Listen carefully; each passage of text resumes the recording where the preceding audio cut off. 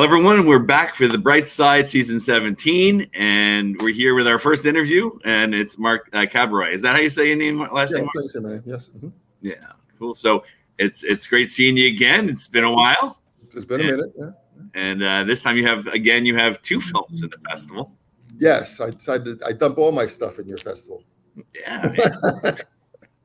So they're like totally different movies too this time. Yeah, I like to try and be eclectic. I'm always afraid of repeating myself. I once read an interview with Spielberg, and he said this: we make the same film over and over again. And I thought to myself, do I make the same film over and over again? I don't know. And so I try and be eclectic and try and do different things.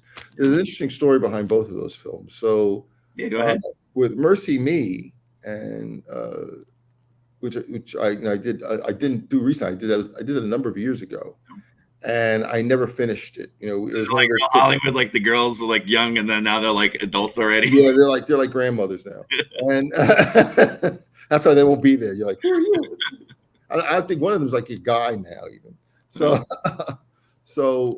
it's the kind of thing where we didn't finish it.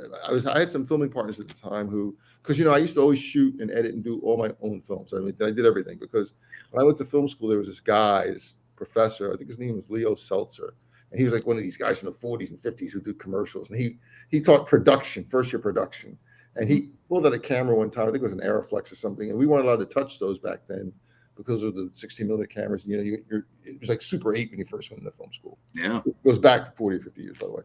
And so Leo had a thing where he held it in his hand, this camera, right? Gnarled hands. And he would tell stories about how they made commercials in the 50s and 60s. He worked on Sara Lee and all those big products. But the way he held the camera, you could tell he was comfortable with it. You could tell like he knew what he was doing, like a mechanic who. And I realized at that moment, I wanted to be like Leo. I wanted to be able to do everything because it's a luxury, to be able to have a large crew or whatever. And so I wanted to have that knowledge and that confidence that if anything went wrong on my set, I could just get up and do it myself, even though so my partners at the time said, look, you can't do everything yourself. You're going to have to start using people because, you're directing and you're shooting and you're holding a freaking boom mic. You're making the people nervous, especially when you hold it between your knees and say, speak into the mic, they're not falling for it. So, so that was one of the first ones that where I really had a division of labor, and it went not well. Just because you have it doesn't mean it's going to go well, right? Yeah, and I was working at the time, so like I would like work during the day and then get off at like 4 or 5 o'clock, and then we'd shoot like night and stuff. So I was exhausted, It wasn't the best thing for me, but it looked really good. And then also this was like good. It goes back like literally like 10 years or something like that, and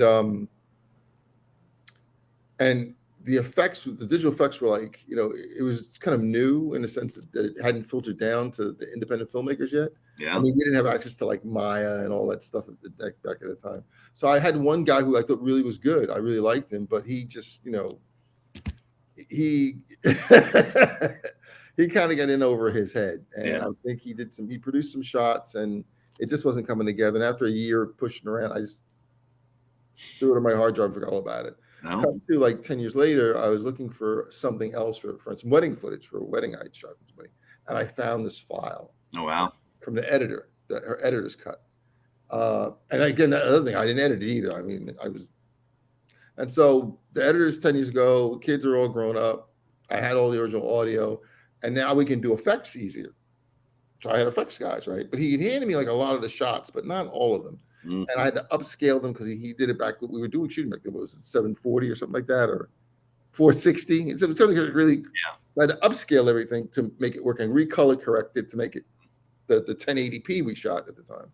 Wow. So so it was a real kind of almost a forensic project to see if I could make it work, and it worked out really well. I had some effects done.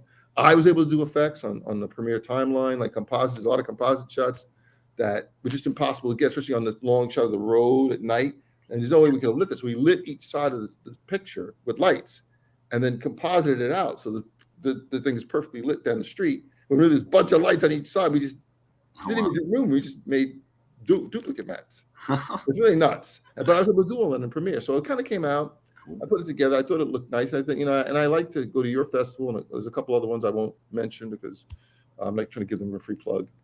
Um, and I like to see the audiences because you guys, you're really great, and this isn't to blow smoke up your butt. Yeah, we should have a good audience. They have a good time slot too, so you should have a good. Yeah, and so they kind of get into it. With Nora was something that I had made a film that I showed at your festival a couple of years ago called Sexual Healing. Yeah, and it was kind of this crazy plot, and I put it on Amazon, and I started getting a check for it every month. And from like the last 7 years, I get a check every month from Amazon. It's a small check, a small residual check, but I said, well, I wish I could have had like a TV show, like a sexual healing TV show. And I really worked on a while trying to make it like a TV show, like how he got there and all this stuff, and using younger actors. I couldn't make it work. I was going to do it like The Fugitive, or maybe an old show that you probably don't remember this, with Christopher George calls the Immortal, where he was a guy, and he was a guy who's a race car driver, and he crashed his car and he goes to the hospital, and for some reason, even though he's in the hospital for an accident, they wind up taking his blood and giving it to like an old dying billionaire who's also in the hospital, and it makes the guy younger. So I said, why did I get younger? So he realizes Christopher George is the guy. So he wants Christopher George. He offers him money. Just give me a pint of blood, like every month or week, and I'll give you this money. He's like, well, I'm not gonna be your blood bank. So he leaves, and he's a billionaire. So he sends all his billionaire henchmen to get Christopher George and bring him in so he can use him as his own blood bank because he'll live forever. Wow. And I like that idea. And it only lists like one season or something, but I thought it was a great idea. And so that's where Sexual Healing came about. So I could make it work. And so, what? I needed something that's going to be kind of funny and sexy, like those bedroom farces with Natalie Wood, where she'd always wear like a sheer bikini or something like that. And I could make 10 episodes. So Nora was a pilot for a 10 episode web series that we made. So cool. I wrote 10 episodes and we shot the pilot. Yeah. And if people liked it, I said, we'll just do episodes, 2 through 10. So we're in rehearsals, whether we do it or not, who knows? It's like, it's not like we get money for these things. So it's everybody's availability. But I wanted to be quirky. I wanted to be weird. I got a lot of rejection from it. And a lot of actresses did not want to play that part. Nora was like 20 or 25. And Phil was like 55 or 60. And they just felt funny, I guess, doing the kind of stuff. And it really wasn't, the film that you saw, the script, it was much tamer than the actual film. But they still felt they wanted like intimacy coordinators, and it just got weird. And so I said, you know what? My friend Maria and I were talking. She does a lot of my stuff, and sent me the script. And so she's older than I wanted Nora to be. So I said, we'll just age everybody up. She'll just be older. We won't make age a factor, and we'll play with it. And we rehearsed for like months because I wasn't an actor. I'm not an actor, and I have no desire to be an actor. And I'll do it in a pinch, and if I can, because I've seen you before in a couple of them. Yeah, but I don't, I like to make films. I don't like to be in them, And so it was, I'm not gonna say it was fun. It was interesting. And like, if I have to, I'll do it again. But I didn't enjoy the process of having to grow my hair out looking like Fred Sanford, and having to live like that for months. Because, it took us a while to get that scruffy and to not groom it at all, just really make it look like Grady, like, hey Fred, and get the bathrobe and get the limp and shit right. So hopefully, we screened it at Debbie Markowitz's thing at Life. It seemed to go over well. People always, the host asked me there something, a question. I'm like, I'm not going to go there because people are always kind of weird and freaked out by that kind of stuff. But it's me. I like to have a fun time. Yeah, it's fun. It's funny. It's funny. Good sense of humor type. Yeah. It's not like that cartoon cherry on top, but it's almost there. What else have you been working on? Anything new? Well, I've been working on for the last 5 or 6 years on a story called Super Chica about a Hispanic superhero, loosely based on that Superman episode where the bad guys find his suit and threaten him. They only put it on once. They put him in the mountain and stuff, and then they fall because they try and climb down in high heels. The woman has high heels. She's climbing like Mount Everest or some shit like that. And so I've been working on it. We storyboarded it. We got actresses. We built the suit. The suit changed so much because when we started, it was like a Ben Cooper costume, and now it's asked to like Avenger level. And so we're trying to do effects to have her fly and all this kind of crazy stuff, and it's very weird and sexy. There's a lot of weird crap in it. So we're thinking about shifting it to animation because it'll be a lot easier to do the flying sequences because there's a couple of heroic sequences to establish her character in the beginning, and then when you sort of see her turn to this other personality when threatened. It'd be fun to see it in animation. Yeah, so we're thinking, but it's really complicated animation, and I have a couple of guys, but yeah, because you did it before. It looked cool. Yeah, it's like animators are weird, man. They're like weird. They're like musicians, they're brilliant people, but they lack personal skills, interpersonal skills. You have to talk. I mean, you have to talk. That's why they do what they do, right? They're almost childlike. You talk to them and they're like, I haven't gotten laid. I'm like, what does that got to do with me? And then I've got another thing I'm really fooling around with. I just finished called Problem Solvers, which is like Mission Impossible, but on a bureaucratic level, a real government thing. How it would happen if there was a government agency that had the cooperation of all the other agencies. They're not agents. They don't go out shooting people out, but they're able to manipulate facts and figures and things to help people out. And so they're basically used by the Senate and the movers and shakers to clean up their own messes. Mm-hmm. And so to assuage their guilt of having to basically defend the guilty and clean up their messes, they use their bureaucratic abilities to help people who are helpless, in other words, who wouldn't have access to those kind of things. And so the opening, it's a 10-episode arc. And so the opening episodes are them forming the team, so like a Dirty Dozen kind of thing or Armageddon thing, putting the team together, and then helping each person so another day help somebody and add them to the team, right? So you're seeing how they sort of do it, and then eventually helping some poor slob who, really doesn't deserve to be railroaded. And so again, a couple of episodes we're shooting it. It's kind of, it has an interesting pacing because it's very tongue in cheek, thing because so that. And then I have something else I'm working on called Skip Gizmo, space adventurer, who's basically the premise is, what if Captain Kirk, who's the greatest starship captain in the world, in the galaxy, did this thing where he saved the universe. He saves the universe, right? But in order to do it, like trillions of people die. So in other words, the whole universe is good, and so they said they're happy that he saved the universe, but they can't kind of let it go. And it was like a split-second thing. So they exile him to a planet, because they don't want to kill him or anything. They just exile him to a planet. You just live there for a while, and we'll come back and check on you. And through like no fault of their own, they kind of leave him there like 37 years. So finally, he's insane on this planet with a replicator and a holodeck, but he's been there with no contact for 37 years. And so a ship lands and they kind of come, hey, you know what? We were wrong. We forgive you. And we kind of need you to save the universe one more time. And he's angry and bitter and, because they leave him here, right? And so it's, 10 episodes about them kidnapping him and bringing him out of retirement and pushing him out there. Now he's like in his 60s or 70s to sort of save the universe one last time. And so I've been fooling around with that as well. So it's going to be some crazy stuff. Sounds like you're really busy. I mean, most of it's up here, Yeah, absolutely. Yeah, but you're all over. You're doing the comedies and dramas. You got them. I try. I mean, I'm afraid of dramas. So I'm always afraid that people won't get it. And with comedies, it's easy to sort of. It's easy, yeah. To see the reaction. I mean, so I'll probably do. I have a couple of little small comedies I'll probably do first, but it's really weird now with actors. Even before, I've been having a hard time. I think I'm being less relevant, or I'm aging out, because before it was easy for me to get young actors, and now they kind of look at me like, I don't know. Well, I have to do what? Now you might be able to get anybody right now. What do you mean you want me to do this? I said, no, it's fine. It's fine. We're all going to look the other way while you do it. Go ahead. So I'm trying to be busy. Yeah, absolutely. So, so it's great to talk to you for a few minutes, and I'm going to do a bunch of these today. So I'm real fast. I'm going to go meet my friend Heineken and he's putting on his buddy whiskey. So. But I'm excited. It's before you know it, it will be here on August 12th and 13th. Yes, I will be there. Cool. Hopefully I'll have a +1.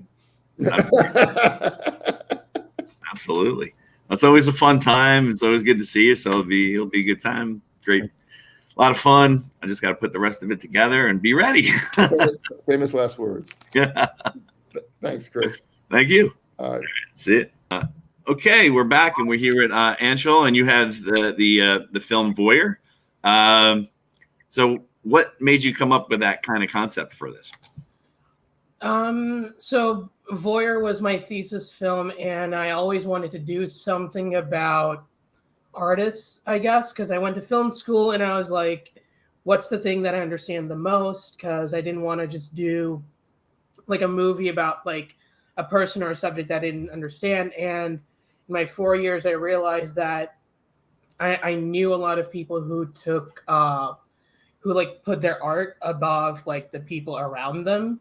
Sometimes in like drive to make that perfect film, that perfect photo, they would hurt people around them. And I was like, I want to make a film about that. And I feel like I'm at a place right now where I understand those people, that subject the best. So that made me want to like tackle it in a way. What about the casting? It seems like are those actors in an acting program, or did you go outside and of the school and get acting actors? So I found most of them through backstage. Okay. My main lead, Hannah, who plays Natasha, and Kat, who plays Miley, they're all off the backstage. Liam, who plays Robbie, he actually went to my school as well for acting. And I had met him like a year ago. I had his contact. I was trying to find the perfect guy to play Robbie. And I just hit up Liam, hey, do you mind reading the script? If you like it, do you want to do like a small like audition for it? So I know you're right for it. And yeah, that's how it all came to be. Some backstage, some people already knew. Cool. So so you filmed this on campus? Yeah, I filmed all of it on campus. That was like one of the challenges I had given to myself. Everyone was trying to, if they were filming on campus, how do I make it not look like a school campus, or how to allow, and I wanted to film on campus because the last time I tried filming somewhere outside of campus, it was like 2 hours away, and like that put a lot of strain on filming. Yeah. So I was like, I'm going to film it on campus, but I'm not going to hide the fact that it takes place on a campus because it's about a student. So not only is it like efficient, but also like kind of making Rutgers its own set in a way. And so, yeah, so you filmed the whole thing there. Did you get the equipment from there, or do you have it, or do you rent it out? Half of it was my own, half of it was from school. The actual camera and tripod, that was all mine. All the lights and light and audio equipment was from the school. So it was like a mix and match of like stuff I already had from the school. And yeah, like your crew, were they from the school as well, or was it mostly you? Or it was mostly me. So the way our film school works is everyone is making their own thesis. Mm-hmm. So the problem that comes into that is you don't have people who are specifically for crew. So you don't like have a team, right? You don't have like a team. So you have to work with their schedule, and unfortunately, my schedule was not aligning with theirs.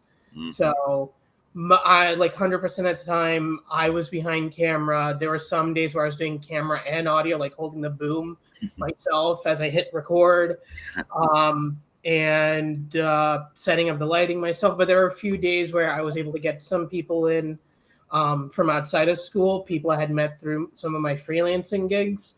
So that's where networking came in handy. I was like, hey, I can't pay you, but I can pay for your lunch and you'll have a cool film at the end of the day. So thankfully I had some really nice friends to help me out a few days when it was really difficult. When did you film this? Was it recent?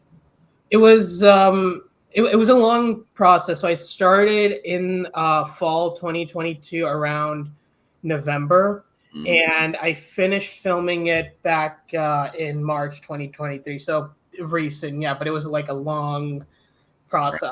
Yeah. Wow. And so what kind of camera do you use for that?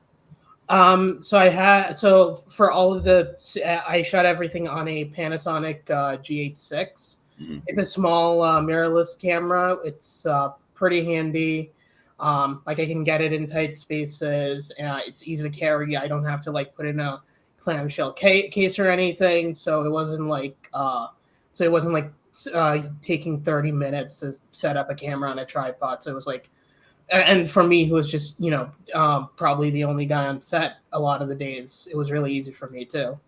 Yeah, absolutely. So, it really is character based. So like, I mean, you write a lot like that, or is it just specific because, college and hard to film in different places, or do you really concentrate mostly on that script and the characters?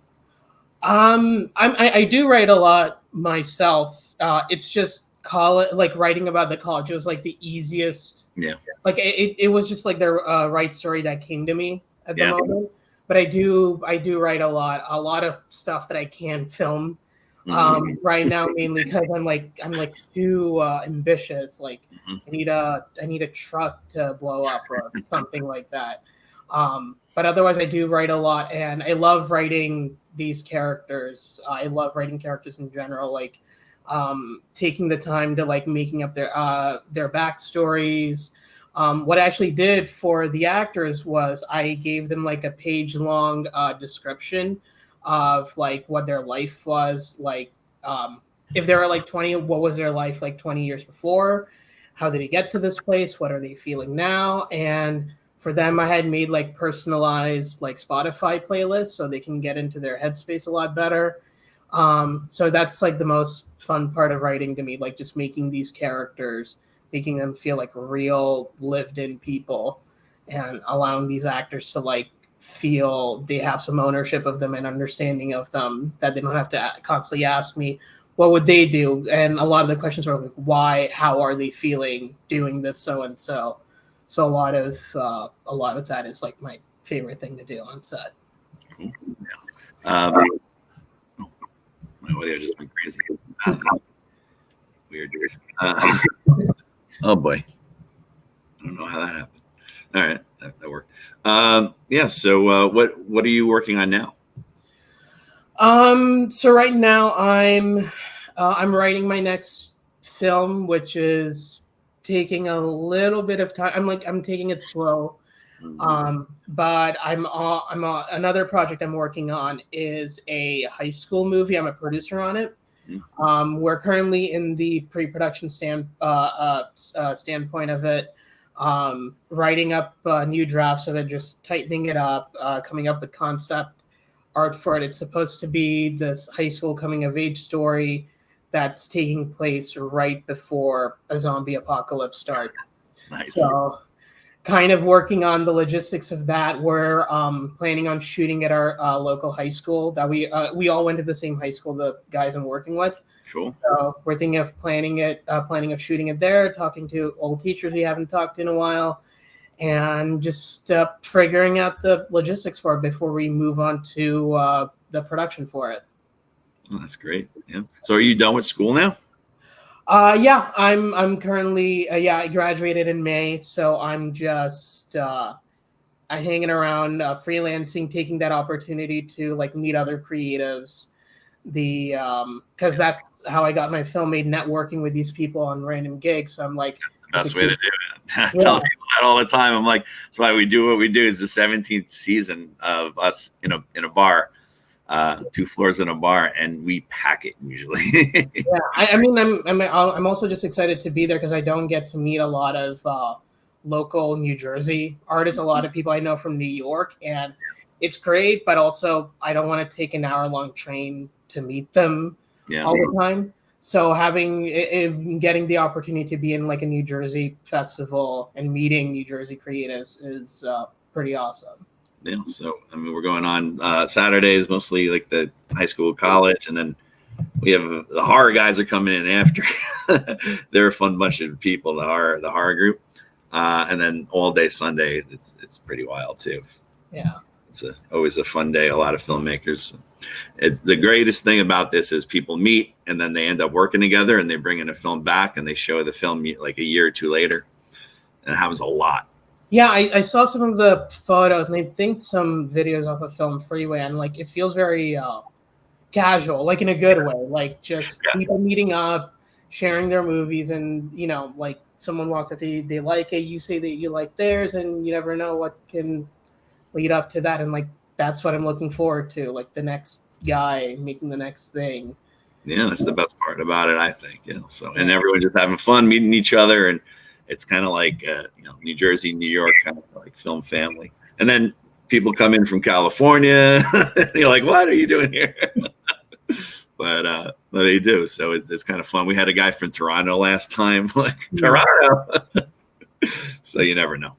So how did is it okay if I ask you a question, or is it just Of course.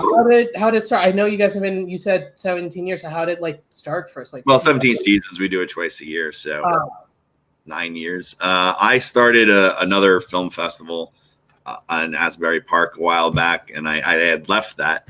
But right after I started that, I started this other little one. We had a space, and there was other festivals there, and I said, I used to work there, and other Chris, that's part of it too. He used to work at the Brightside too, and we're like, wait, we both make films. Why don't we tell Tommy, let's have a film festival?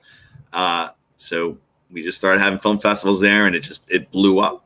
It blew up, and everyone knows about it, and they love it. And this is because it is a lot of fun. And we said, we just want to keep this one to have fun. Like, so, yeah. But we were going to do it once a year, and we packed it one summer. We did it one summer. It was so crowded that Tommy's like, why don't you do it twice a year, the owner? And we're like, okay, we'll do it twice a year. So that's more for the show, and that's more people to have. Yeah. Every March and every August we do it, and that's the time where the bar is slow in Jersey City, so it's perfect. But we bring so many people, and we screen over 100 films every time. So. Yeah, I saw the list. It's like that's a lot of movies. I'm a screener myself for the Utah Film Festival. Yeah. So every week they have us watch like 7 to 10 movies, and it's like, and it's my first time doing it, so I'm like, how do people go? Like, I get through it, but yeah, you get through it. I help run. I used to run more. I don't run as many anymore, but I help a lot. So there's one that we do here and right by here, Kevin Smith, Smodcastle. Yeah. So I watch films for them. I worked for them on and off for years. So I'm actually going over there after these interviews today to the Smodcastle. But they get hundreds and hundreds and hundreds of movies. Yeah. So my friend's like a big Kevin Smith. Was like, you should submit to his festival, and I'm like, maybe, like, I'd love to. It's a tough one. It's we had 1,000 entries last time. Oh my god! Like that's the one thing that like kind of like I want to do it, but also it's like I don't know how much better the movies are going to be than mine. But yeah, it's part of it.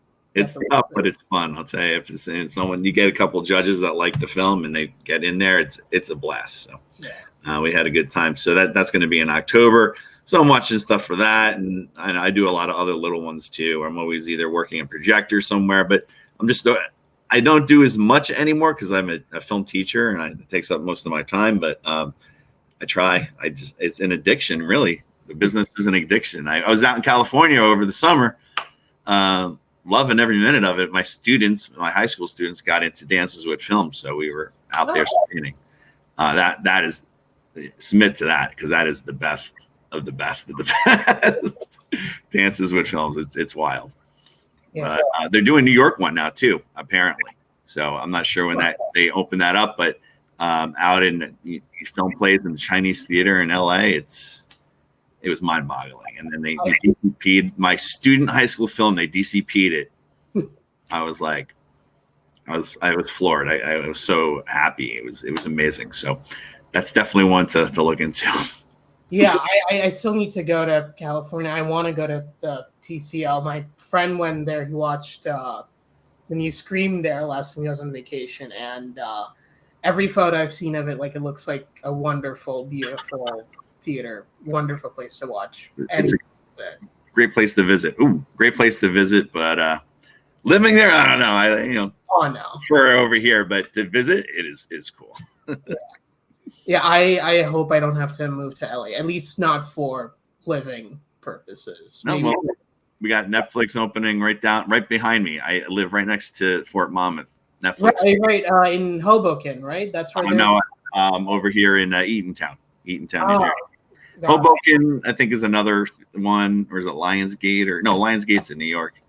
But there's one in Bayonne opening up, and one in Newark opening up, I believe.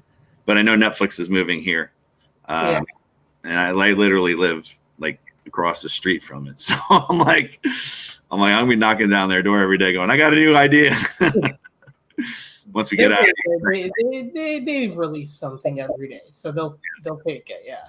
Yeah. So we'll see. But yeah, it was great talking to you, and good. I'll see you hopefully in a couple of weeks. Yeah. I'm definitely showing up. I'm excited to come to the bar and like meet all the other wonderful people. Cool. For wonderful films. All right. Awesome. Yeah, all right. Cool. I'll see you in a couple of weeks then. Right. Absolutely. So Pearly Gate's been doing pretty well. I've seen it a few times at a few festivals. Yeah, we've had a nice little run. It's too bad that Laura and Zach and everybody else couldn't pop in. Everybody's scattered, but yeah, we've had a good run. I'm always looking forward to Brightside. It's always kind of a highlight and fun one. So we will be there on Sunday. Yeah. Cool. Even though it's the last one was in March, it feels like it's been so long since we had one. It's a weird time with time. I'm getting like weird, almost like lockdown feeling vibes, just because. For me, at least, everything's just been dried up with no work since like kind of the beginning of May, really. So it's that weird sort of vibe. I don't know. So time has no meaning and it loses all sort of perspective, I feel like. Yeah. It's I hope this strike doesn't go on too long, because I hope. It's summer. I could work in the summer. Well, that's the thing, right? It's but what I'm trying to do is I've been talking with Laura and Zach a lot. Trying to use this time to our advantage with advancing the Patricia and Todd series, and we're trying to develop a feature, but still do the shorts along the way. So I'm trying to at least utilize the time. So I'm trying to see the silver lining in the cloud that is the striking unions.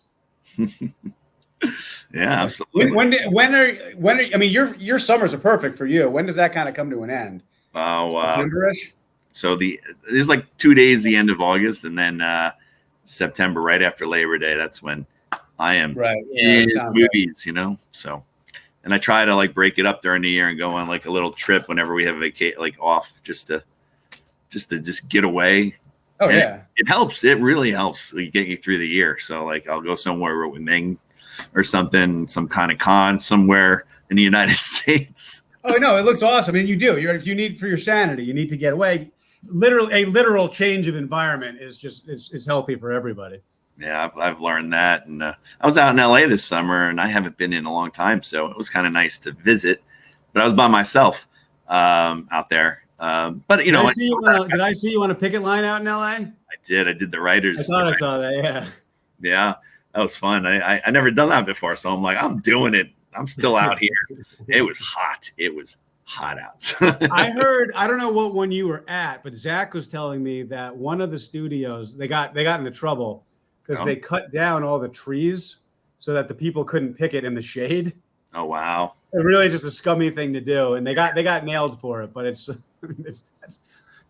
pretty low ball right there if you're just getting rid of the shade for the protesters.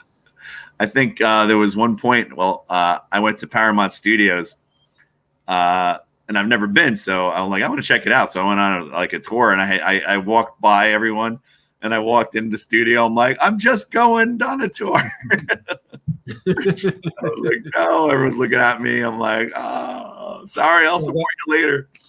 The last gig I had was on Billions, and they were having all sorts of problems because they were still going. They were one of the last ones going with the writer's strike, and if the picketers got there first, like they wouldn't cross the line. And I was like all nervous. Okay, SAG is setting a thing saying you're allowed to work. You're still good. Like you're not doing anything wrong. Yeah. And I needed to work. And I was just like, I got there like 2 hours early, like praying that I beat the picket line just so I didn't have to deal with it. Yeah. And I didn't. That day I didn't have to deal with it. That's good. That's good. Yeah. So it's been weird and crazy. But I walked by, and then I found out later like Jack Mulcahy was there on that line when I walked by. In LA? Yeah. Huh. It was too late. I didn't know. Like, it was funny. He was like, wait, I was there. I was like, yes, so was I. So, but he was, excellent. He's part of all that. And, he was when they were announcing the strike, he was right there. So Yeah, well, he's on. I mean, he's involved with SAG heavily, obviously. So yeah, that makes sense. And, Pearly Gates, you got a couple new cast people in that, right? Yeah, the main one is the actress who plays the character Pearl, Gail Cherie, her name was. We had a really tough time. I had a very tough time casting that part. It was so specific, and it's just the pool was not as big as it might be for other parts. And it was a really funny thing because she's got to play an older woman, and it was the reverse of what you always get in your castings, which is you say you need, like, I'm casting a 23-year-old, whatever, and you get all these like 48-year-olds sending in things. Yeah, I can play 23. And this was the exact opposite. I had a bunch of like 30-year-olds be like, oh, no, I can play up. I'm like, it's not going to work. So help. Eventually, the first round of casting went nowhere. And the actress who plays the Rebecca character, her name is Erica Woods. She, after the first round went nowhere, she recommended her acting coach. And we sort of hit the jackpot with Gail because she's very established. She was like Nicole Kidman's coach, Sean Penn's coach. She's been around for a long time and really knows what she's doing at a very high level. So I feel like very lucky that we hit the jackpot with that one. Yeah, absolutely. Yeah. And then how many of these you've done with the same characters now? This is number 4. Hero Boy Jump. This is 4. I have like 3 more scripts currently ready to go, and it's a question of figuring out what makes the most sense to shoot. And also, I have another one that I'm working on, and along with the feature. The goal is to get about 8 of these and speed up our time frame on it. We've frankly been taking too long to get to the next one, so I need to speed that up. But the intent is to get about 8 of them, kind of package them, maybe get a little bit of attention, generate a little bit of interest or what have you to help the feature. That's kind of the end goal. Yeah. We'll see. We'll see. Are you going to do the same characters in the feature and redo the whole feature, or are you using these shorts? The plan is same characters, and there'll be, since it's a feature, there's going to be room for more. One of the problems is the more characters, if you're trying to keep it short, you have a lot more mouths to feed, and it's you want to give people something to do, but I also don't want to get stuck at a wonky length of like 28 minutes. So you got to try to make everybody happy and advance the story without slowing things down and bogging it down. So it'll be the same characters, and I don't think it will be. Well, it won't be these shorts. It'll probably be a little bit of a reset button that gets hit just to introduce the characters, because if people have not seen the shorts, you have to sort of explain to them who's who and show the relationships. Yeah. What I might do is, if I can get about 8 of these, I may package all of them, literally package them as a feature with like 8 little story, or and sort of. Just because I know, like Amazon and stuff, they won't post the shorts anymore. But if it's a certain length, they will. So I think just packaging them as one unit, might help develop interest, but also it'll open it up to be streamed on different platforms. So we'll see. That's getting figured out now, but sort of a plan. That's cool. Now, I guess there's good timing for it, I guess, now to do all that, right? Well, I'll tell you the main thing is Zach, because Zach was on Marvelous Miss Maisel, straight to New Amsterdam, straight to Billions. Yeah. So in like a year and a half, he had like a week off. And so he just doesn't have the time that he used to have. Now he does, which is why I'm just chomping at the bit to get moving on stuff now while he's not doing these, insane work weeks that are just with no breaks. Yeah, I've seen there's a bunch of cinematographers that I know that they're starting to do their own projects right now. Yeah, I mean, now's the time to do it. Absolutely. Yeah. So I'm like, I try to find the bright side of things, but I'm bummed. we could get on Sunday over there, just grab a bunch of people and be like, let's all make a movie. Let's do something. Who's got a camera? You never know. Yeah, hey, listen, I'm sure Larry's filmed like 3 movies, right? He's got some in the fest, yeah. So it's we have a lot of for a while there, and a couple of Brightsides, a lot of people that we haven't seen and haven't been there in a while. But like this one coming up, there's a lot of same faces from the past that are all kind of coming together again. So I'm looking forward to it. This one took us a little. It took a little longer than other ones.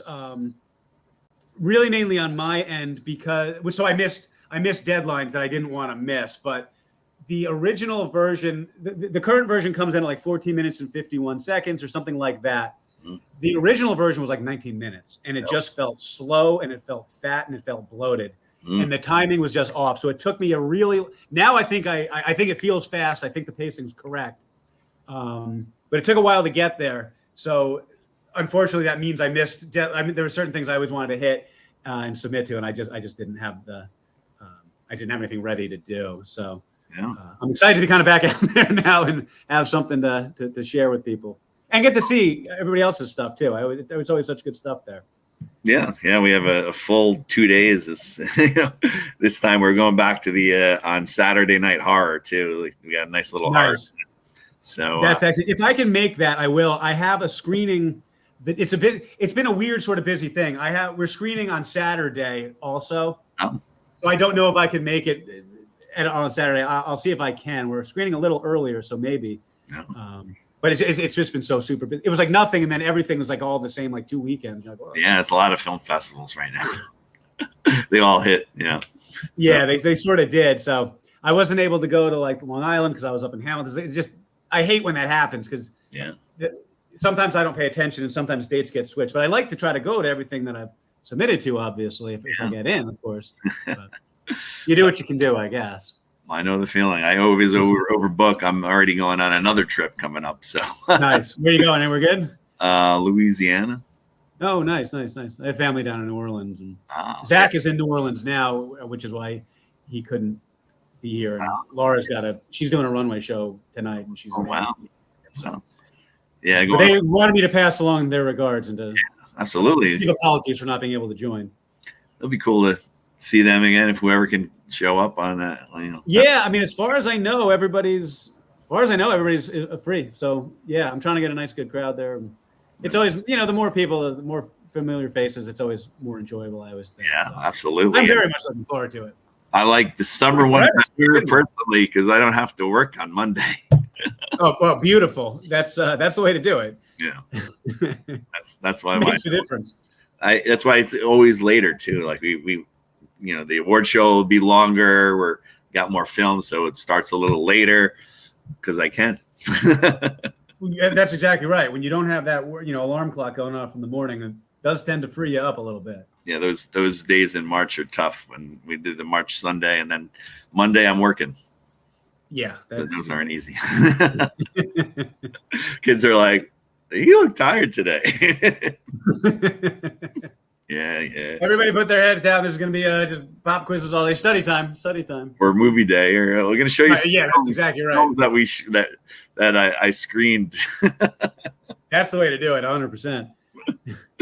And you got to write about them. Exactly. Those are the fun days. Analyze this film. Tell me what you think. That's right. And I'm just resting my eyes. I'm paying attention. Those are the lazy days. They got to do it. They got to critique films. That has to happen. So yeah, there are days like that. There are days. So I like showing them some really, really solid shorts that we come across. Yeah, well, I mean, it's a great learning tool, I would think. It shows them what they can do, what is possible. For not everything has to be, Top Gun, part 7, part 1, or whatever. Yeah. You can do more toned down things that are easier to do and doable and equally good. Yeah, absolutely. So, you got anything other than any other kind of projects other than these characters and the film? Are you doing any other type of story? Not really. I've been contacted just from like an acting point of view for a couple different projects. One's a short and one's actually a horror feature, which I'm looking forward to doing. Laura was contacted too for us to be in that together. So that cool. We finally got pushed a little bit. It was supposed to be filming like in the next couple of weeks, and it got pushed a little further down the road. But and I'm looking forward to that because it's a little bit of a relief when I can just don't have to worry about anything else, and I can just concentrate on learning my lines and actually acting, opposed to jumping in the scene after doing 10 other things. And so that's a little bit of a welcome break, but that's about it. I had a meeting with Zach and Laura about should we try something new as a palate cleanser before moving on, and we all kind of came to the conclusion that, well, if we're focusing on this, let's focus on this. Yeah. Not to say Zach doesn't have his own ideas. Zach has some ideas that he wants to write that would be different, but as far as I'm concerned, this is my focus for the moment. Yeah, absolutely. Yeah, and it's fun. It's fun when you can get, for this stuff, it's you're hanging out with friends while you're doing stuff, so it's enjoyable, and it. Yeah, that's why I think I love doing it. It's like I'm so addicted to doing it, but it's hanging out with people that you hang out with. Well, that's why I have Zach and Laura and my buddy Rob and Miranda and Erica came back because they're all great to work with. Mm-hmm. I've done stuff with people who aren't so great to work with, and they don't make an appearance in the next one because it just ruins my good time a little bit, Absolutely. So I think it's valuable. If you find people you work well with and you enjoy, it's worth holding on to. Oh, great. Yeah. But that was. How about you? You got anything you're working on? No, really. Just kind of was doing a lot of all the student film stuff and festival stuff, and I'm watching films for festivals. So, and then I'm just enjoying my time, and yeah. I have stuff in here. I just haven't written. I want to make something, but I'm like, Well, you will. When the timing is right, you will. I mean, life does get in the way, and you have other stuff. I mean, if we we do it all the time. We could, but it doesn't work that way. So you do what you do when you can do it. Yeah. So we'll see. I'll try to jump on a couple productions here or there for little days, work here, that and other thing. But I got to make something myself. Yeah. If it's in here, it'll make it out there. But a lot of my students made films towards the end of the year, and I've been getting into festivals lately. So it's fun going to the festivals, supporting them and their film, because that's got to be pretty satisfying, actually, right? I mean, yeah. It's hard for high school kids to go up. Like I went, out to LA. I saw that. That was pretty good. They had a film play out there, so I'm like, was that Golden State? Dances with Films. Dance with Films. They're great. Yeah. Yeah, so they're amazing, and it was a good time, and just representing my class. My class, one of my classes made that film that was out there, and they DCP'd it for us. So, that reminds me. Oh my God, I think it's too late on that. I was supposed to get the DCP, and you think it was somewhere, do you? Oh boy, we had a problem with that. Zach made one, and we've never had any problems, and we're in the middle of a problem now, so I don't know what's going on with that. I think I'm too late on it. Damn it. They emailed me and I got so busy, and I was going to do it when I was at Larry's festival, and I just totally forgot. And then I went away. So I think it's too late. But I'll see. Well, yeah, I mean, give it a look. A lot of times they'll say something's too late, and it's not really, but they just, they can't have that be out there, or else nobody gets it in on time. So yeah. I wouldn't give up on it yet. Whatever you got to get done there. It was cool though to see it in DCP on there. Oh yeah, absolutely, and that's a great fest. That's that's something really to be proud of. I can't believe I forgot about that till now. I'm like totally blanked, and I was ready to do it last week, and the guy said 8 days. It's been over 8 days. Yeah. Like I said, give it a try. You never know. Yeah. Oh well. But I got a few more interviews today, and then I'm going to Smodcastle for the night. So nice, excellent. Taking green screen's getting a little crazy right now as I move around. Yeah, you're still looking good. You're looking good. I think the lighting is changing from the windows outside. Oh, maybe I don't even have any concept about. I'm in this weird garage with no real lighting. I'm not sure if you can even. I look a little weird in my screen, but. But listen, I know you're busy, and I appreciate you taking the time to do this. It's always. I mean, it's enjoyable. It's nice to catch up and talk movies and stuff a little bit. And absolutely, we're all looking forward to next Sunday. Yeah, can't wait. Oh my God, it's next. It's not. It's next Sunday, right? 13th, whenever that is. I think it's next. We'll say. Yeah, something like that. I know the date. I'll be there. It's like 14 days away, so that's 2 weeks, right? Right on. Yeah, that sounds right. Sounds good. All right. Cool. Well, all right. Hey, man, thanks again. I'm looking forward to seeing you guys. It'll be great. Thanks for having us, man. Really appreciate it. Yep. All right. Cool. All right. See you. we're here with Melissa, and you did the movie Overdue. I did the movie Overdue. So, where did you film that in that nice bar? It was Brazen Tavern in Hell's Kitchen, 44th Street. Oh, We actually, I guess the one good thing about COVID was that bars were not open their usual hours. And this was, as things were starting to open back up, we filmed this in November of 21. Yeah, that makes sense.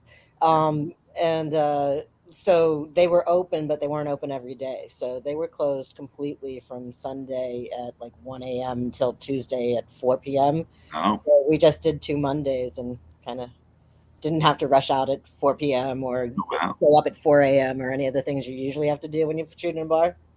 Was it actually a downstairs and upstairs? Yeah, there actually was. We took advantage of their geography. Oh, I think when Penny originally wrote it, it was a back room. But I'm like, there's an upstairs. Let's make it an upstairs. Yeah, that worked out. Yeah. Worked out well like that. Yeah. Yeah. It just looked cool. It was a cool looking bar. So it was a nice. They're really friendly to filmmakers. No. That's good to know. So how'd you go about with the casting? So again, it was right as things were kind of easing up after the whole COVID shutdown. We did have a casting call out on Actors Access. I mean, on Breakdown Services. I think we did end up going to Actors Access as well, but not initially. Because like my work in theater and Penny's work in theater, I've worked with so many women who are the right age range that I know are really fabulous. I had the women that I'd worked with before just send me in a tape for the initial audition, saving the live auditions for the boys and the women that I didn't know. And then the callbacks were in person and a mix. I'd say like 2/3 of the women were women that I knew before. And some from the open call, and same with the guys. Some of them I had worked with before, but then it was really just I told everybody to plan to stay at least an hour. It was all about chemistry, so everybody read with at least 3 opposite persons, so that I could get kind of an idea. And what it came down to was when Janine and Howard read together, it was fire. There were, everybody that was there for the callbacks. I think we had 6 women, 6 men, were wonderful. Any one of them could have played these 2 roles, but the chemistry with these 2 was off the charts. So yeah, and it shows, right? Yeah, it shows. But yeah, so. You didn't write this one? You said someone else wrote it? I co-wrote it. So much like Schwartzy, My Dinner with Schwartzy, it started in a different form in Penny's brain. It was a short play, a 10-minute play. Okay. And it was a 2-hander. It was just the woman and the man coming into the bar late at night. And when she brought it to me to see what I thought of it as a screenplay, like first thing was to try and open it up. And I'm like,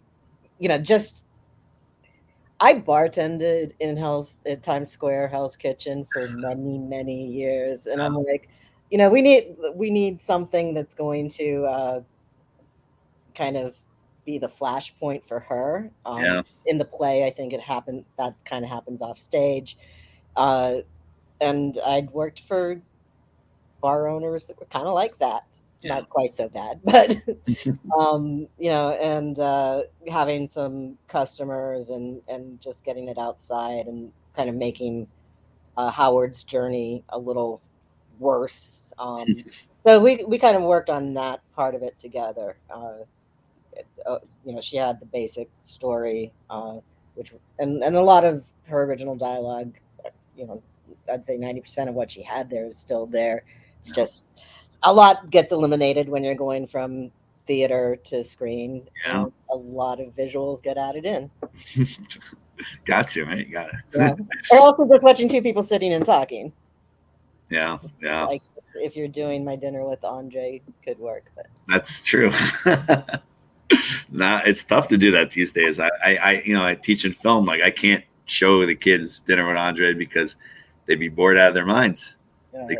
They can't. It's got to be fast paced and moving around in different shots, and it's just the way it is today. They just can't sit there and watch two people talking anymore. It's hard. They can't sit and talk those long conversations either. Yeah, absolutely.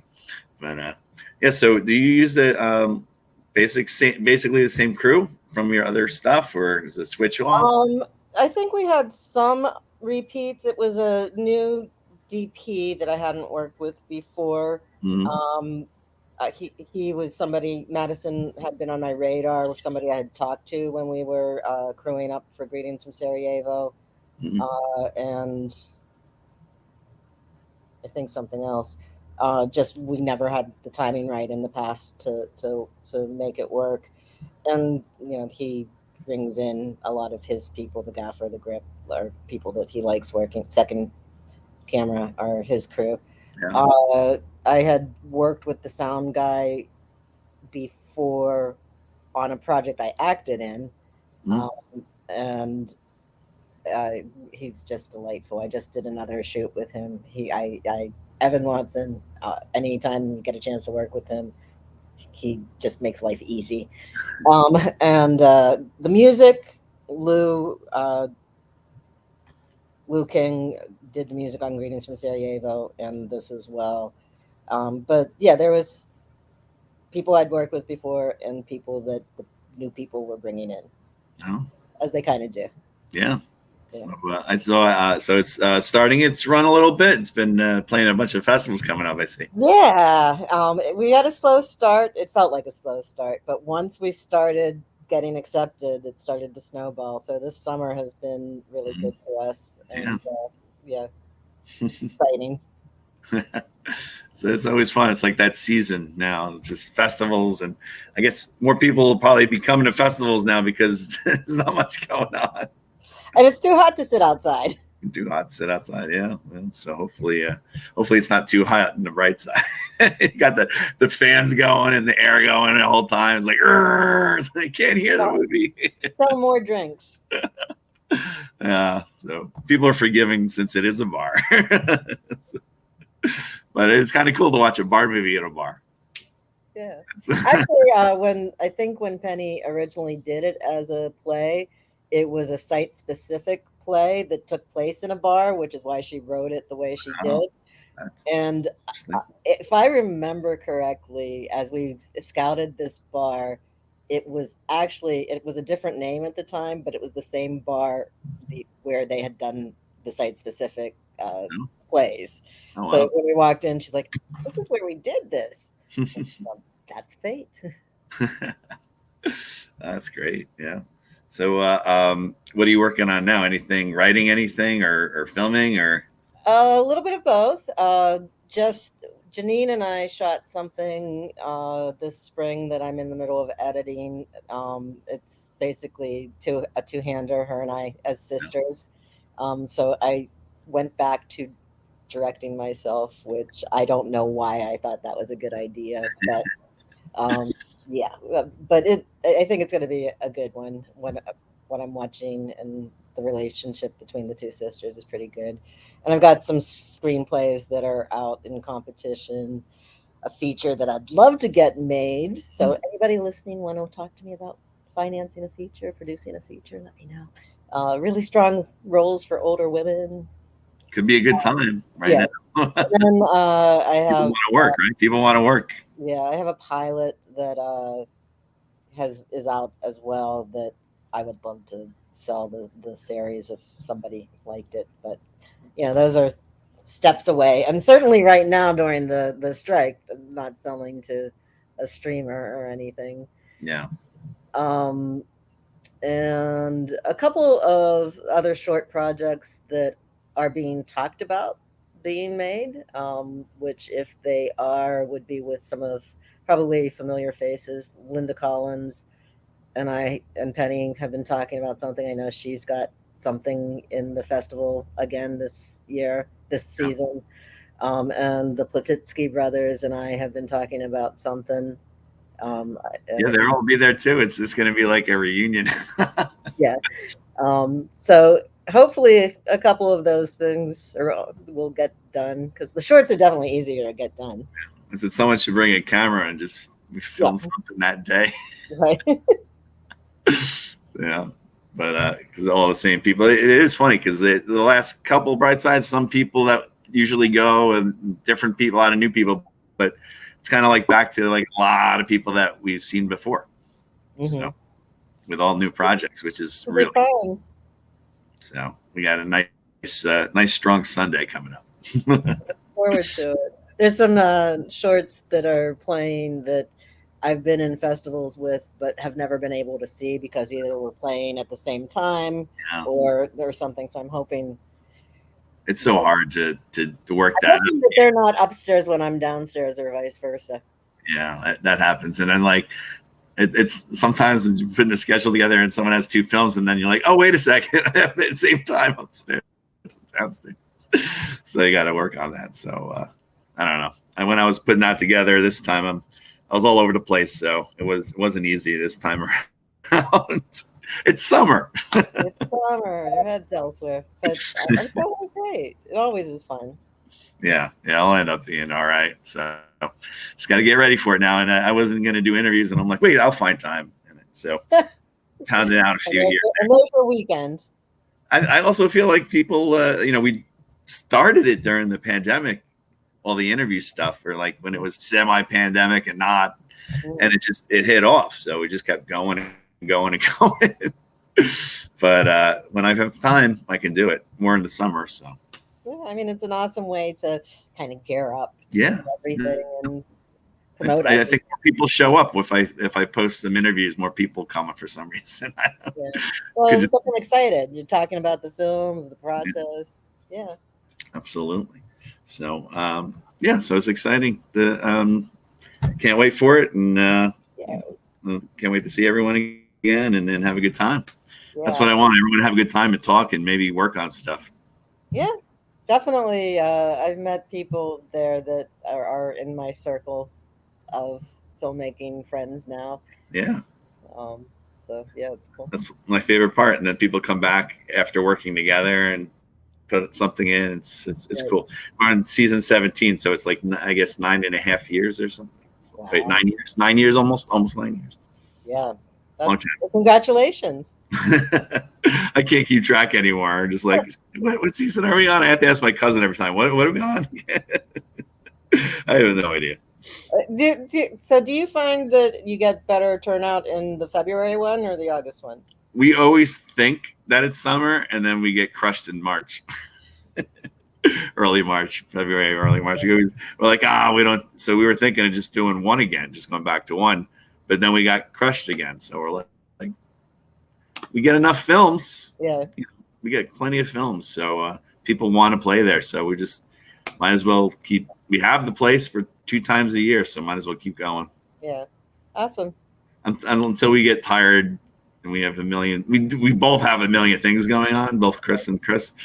So, but we always find time. That's awesome. So, and we'll be back if you're still going when we finish our next film. Absolutely. Well, we'll definitely have to do season 18. Okay. I was just wondering though, like, how long are we doing this? How long are we going to keep doing this? Well, we can't stop before 20. You got to stop on an even number. Yeah. I already left one big festival I started. So yeah. I hear it's not been the same since you left. Nah, yeah. So I started it. It was my baby, but things happened and I had to go. Yeah. So I couldn't get rid of this one because it's just, you know why? Because I do like a lot of student films on Saturday, college and high school. So I have my students put their films in and they get that chance. So just keep doing it. Yeah. That's awesome. Might as well. So, but it was great to talk to you, and we'll see you in a couple of weeks. Thanks for the chat. I'll see you in 2 weeks. Right. But so we're here. We'll start talking about your films. I don't know if you want to start talking about whatever one first. Sure. Well, I mean, it's so exciting to have films in like just about every category. wasn't intentional that way, but they all, even though they were shot months apart, they all seemed to be done within like a few weeks of each other. Yeah. The Better Man is a short film that the story concept came from Henry Stampfel, who owns the Belmore Movies. And he told Michael Fideli about it, who sort of started working up a treatment. And then they sent it to me, and I rewrote the whole thing, and we cast Michael in it. And I know Michael is a big fan of the festival and a previous Best Actor winner. So he was excited about that. And it originally started as a monologue about a man who commits a crime unintentionally, and he ends up going to jail, and his parole comes up, and he always misses out on it. And this is the time he's trying to really get out, and it's about changing his life. And then my next film, the longer film, is called The Prop, and The Prop is that's a longer film. It's one of the longer short films, and it stars Lucas Hassel as well as Linda Collins from New Jersey, who is the executive producer. And we kind of wrote it in mind for our friend John Gallagher, who passed a couple of years ago. And it's not really based on his life, but just to try to make elements, take elements of it and make this for him. About a filmmaker who once was a huge indie film icon, and he kind of loses his way. It's about really trying to find his soul and get back to what matters to him. And then the third one is the one that we did the most recently, called One Last Time. And really love that little film. We did that in one day. And it stars Stacey Van Gorda as well as Eddie McGee, who plays her former husband, and Michael Fideli, again, plays her current husband. And it's just the determination she has to make between the past and the present, and how do you let go of love and love somebody else. And it's kind of a sexy little film, so that's fun. And John shot all of them, so that was kind of fun. But yeah, it's great, and they're all in the same film block, which is incredible. Yeah, I figured that out. I couldn't put it all over the place. I was telling someone else, I'm like, I had films that people submitted 2 or 3 films. I'm like, I can't have it playing at the same time upstairs and down. Yeah, I appreciate that. But so everybody's going to be coming out. I know that. Shut my alarm. So I know Ann and Henry coming out, and I think it's the premiere, if I'm correct. Yeah, I think it is the premiere of The Better Man, and it's the premiere of One Last Time. The Prof had one prior screening, and Linda Collins is coming out for that. Eddie McGee's coming out for One Last Time, and Michael's coming out because he's got, 3 or 4 films in the festival, some that I didn't even do. But we're really looking forward to it. Yeah, it'll be a fun time. It's good to see everyone and just relax and have a good time. That's kind of what I'm looking forward to. Yeah. When no one's ever stressed out at these fests, they just relax. This one was the best. These days we're trying out some new film festivals, but for the most part, I have like 4 or 5 film festivals I really like. Yeah, and this is one of them. We always go and have a good time, and always see the most people we know here, even though it's in New Jersey, which is interesting. It's where we see the most people. A few years ago, I think it was Waiting Room we did there. I had to see like 15 people from New York that I didn't even know were in the film festival. It's like, there's Larry Flom, there's so-and-so, there, it was great. It's always such a good time. Yeah, that's why we keep doing it. I'd started leaving some fests because it's just too much work, but I can handle this. I get that. Trust me. I get that. We're talking about making life a little smaller, so it's easy to do, because at one time we were 10 days, and now I think we were 5, but I want to go down to 4, It means less films, but it's got to be manageable to keep going. How did it go? I know some people that I was with the day before they went, but I had met Boston tickets, so we went up to Boston. Yeah, went great. Really went awesome. It was a great time, great energy, really nice attendance. Henry said, because he owns the Belmore Movies, he said about 3 months ago that people were finally starting to come out again after COVID. So we were hopeful, and we did really well. So I was happy to see that. We had a filmmaker came in from Germany, because people haven't really been traveling lately. From Germany, Canada, California. There's people everywhere. It was really awesome and fun, and a lot of work, like you said. So. Yeah. I was out in earlier this year. My students got into dances with film, so I went. Oh, nice. And I've never been there. I've been to LA, but never been to that and Chinese theater and all. And it was packed every day, and I was like, wow. Yeah, I have to decide whether to go to California or not after this, because my screenplay for One Last Time was it's in the semifinals. Just Look Into My Eyes. Oh, Just Look Into My Eyes. Sorry, wrong movie. Just Look Into My Eyes is in the semifinals at Holly Shorts. So it's kind of a big one. So I have to decide. We just got a new pup, whether I can leave her with somebody else or so soon. Think about that. But yeah, it's exciting. And I've never been to California. Oh, wow. It's fun to visit. I wouldn't live there, but it's fun to visit. That's what I feel. And it's supposed to be. I think it's also with that Chinese theater. Yeah, and it's worth it there. It's just, I had a blast. I was by myself, but I met people there. I saw people from New Jersey out there. Wow. And I kind of got to do things on my own without like having other people with me. I'm like, I want to do this and that. And I just got doing things.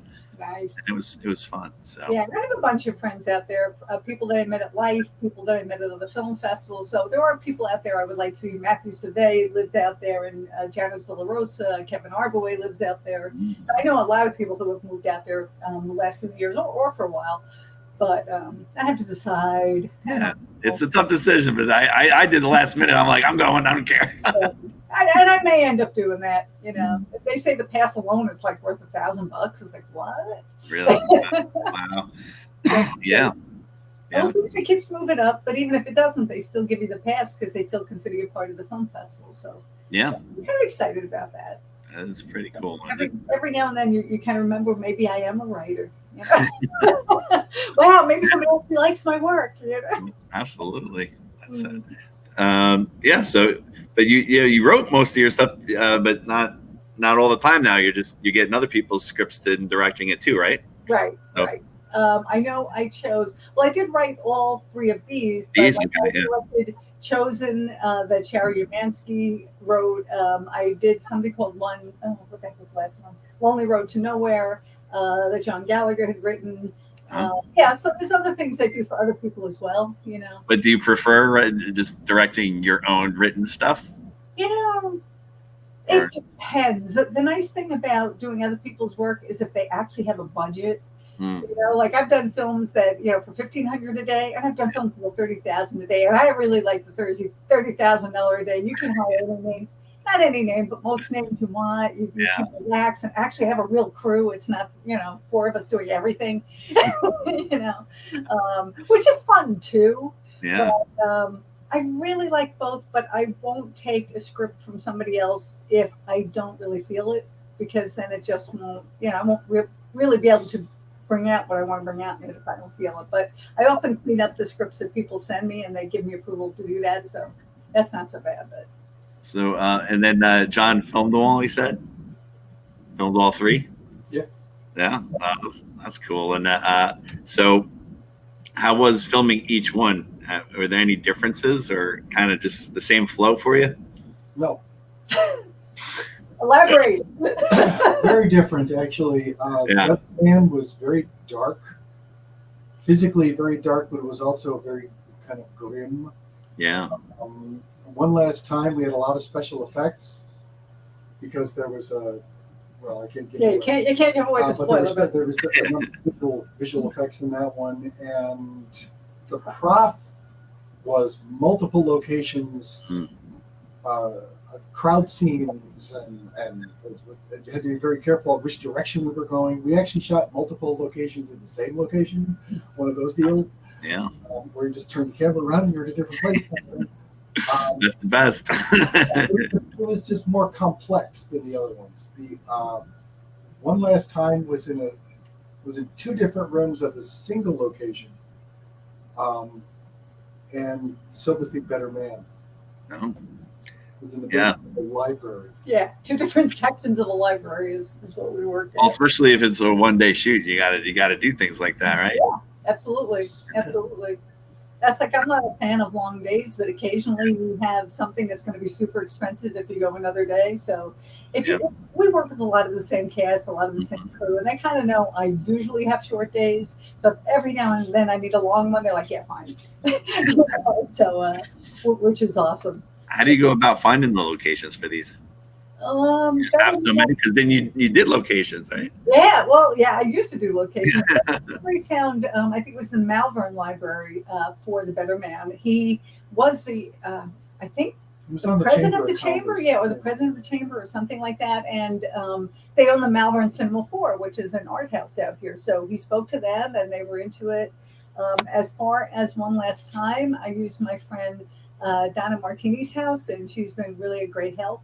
And then for the prop, that was such a pain in the neck. Only because it was multiple locations and things were happening. Like there was, we shot the Belmore movies, and we can only do that on a Monday. And then we shot at Club G, I think, and we can only do that on a Tuesday. Wow. And then we shot at 2 private homes. 2 locations in one home and 1 location in the other home. And so we had 4 days to put this together. And one of the stories is Lucas was not the original lead on this. Oh. What happened is the lead we had gone to, I think, Scotland or something. Yeah. And Wow. he came back a few days later. He said he didn't feel well. I said, I'm recasting you. And he goes, no, I don't have a test yet. I said, you don't know how long it took me to fit these locations in place like a jigsaw puzzle. And and John only had, I think, you were still teaching, I think. Yeah. So he had like 1 Monday off for like the next 4 months. And then Lucas was traveling. It's like, I got to do it these 4 days. And it did turn out he had COVID, the other guy. So, and I needed somebody who I knew could memorize 22 pages of script in 4 days. Yeah, that's a lot. Wow. Yeah. And it was Lucas, and he was great, and he really saved us, because there was too many intricate pieces. Oh, yeah. my goodness. And company moves are a nightmare, so I kind of like to try to do 1 location a day, or it's just you waste 3 hours just traveling and then resetting. It's too much. So this really worked out well. Yeah, absolutely.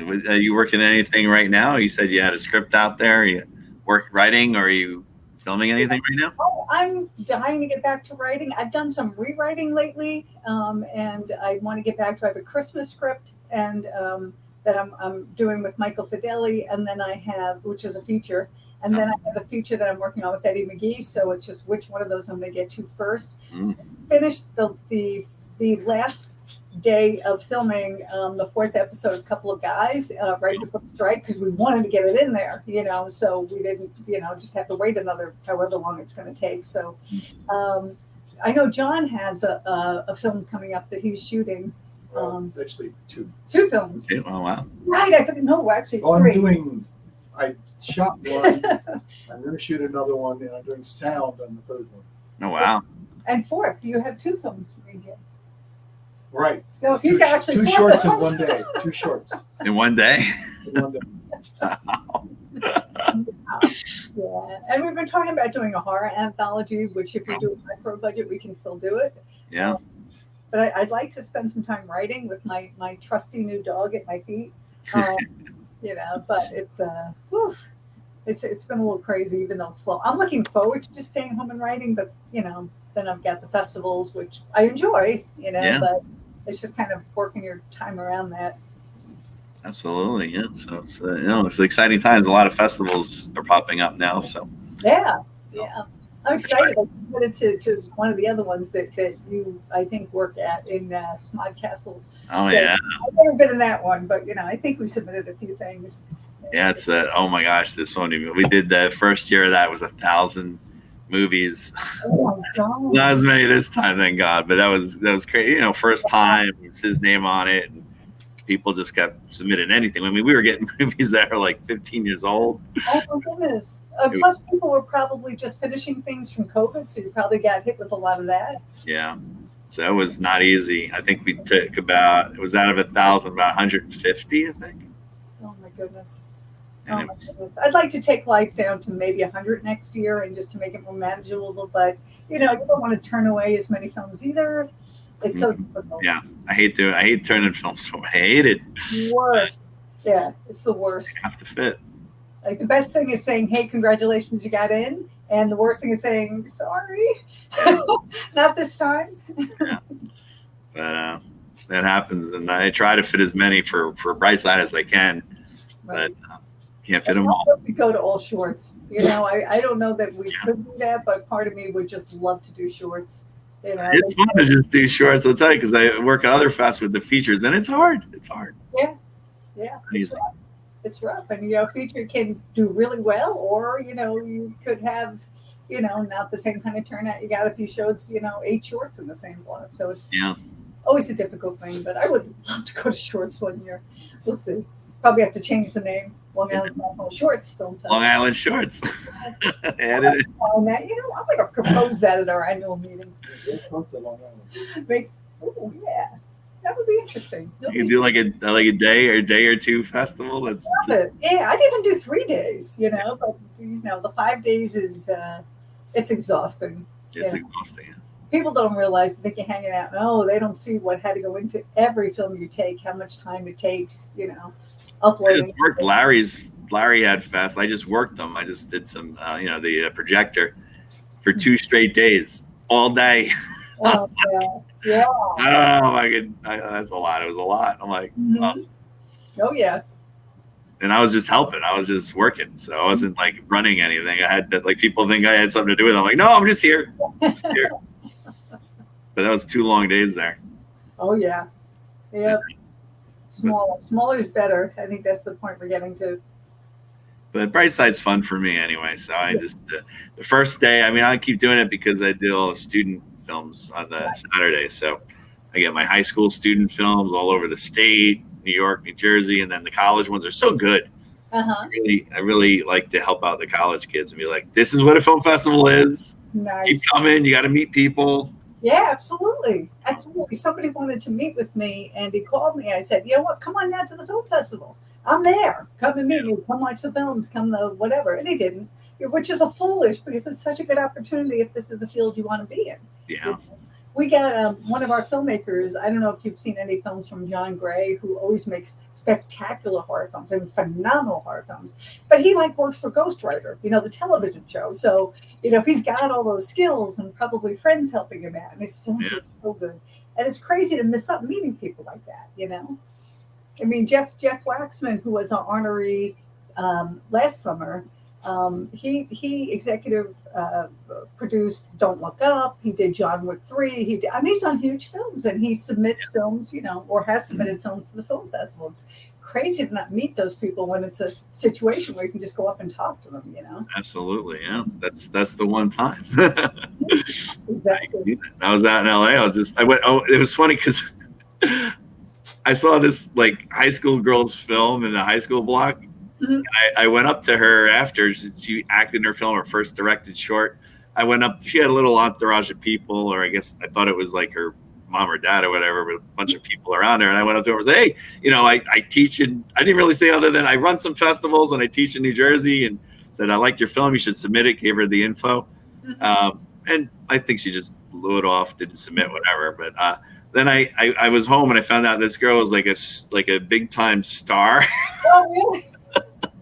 Yeah, I've done that. Big time, like all over the internet. She's like humongous and also like a child actor and a singer and like big, and everyone knows who she is. I didn't have a clue. I had no idea. I did that. Oh my God, when I was film commissioner a million years ago, I was on the set of a movie whose name on Mickey Blue Eyes, maybe. I don't remember. It was on the set of a fairly big film, and I'm like, well, so who's Elizabeth Hurley, who's right next to me? And I didn't recognize her. She had her hair back, no makeup. I'm like, oh, hi. You know? Yeah, it happens. Yeah, and I was just like, I guess I'm just too old now. I don't know these young kids, or they are. You know what? Too many. Not too many. I mean, the good thing is there's more opportunities, but there's so many people now. How could you possibly know everybody? Yeah.